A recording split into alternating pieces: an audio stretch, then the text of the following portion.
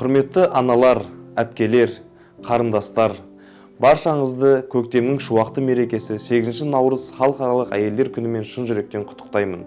Сіздер отбасының берекесі, қоғамның тірегі, өміріміздің нұрлы шуағысыздар. Сіздердің мейірімдеріңіз бен парасаттылықтарыңыз тек жанұяға ғана емес, бүкіл елге қуат береді. Әрқайсыңызға мықты денсаулық, баянды бақыт, отбасыңыздарға амандық тілеймін. Қашанда жүзіңізден күлкі кетпей арман мақсаттарыңыз орындала берсін.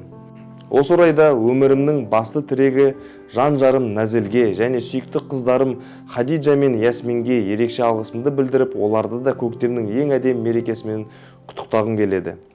Отбасымыздың сәні болып, әрдайым аман есен жүре беріңдер.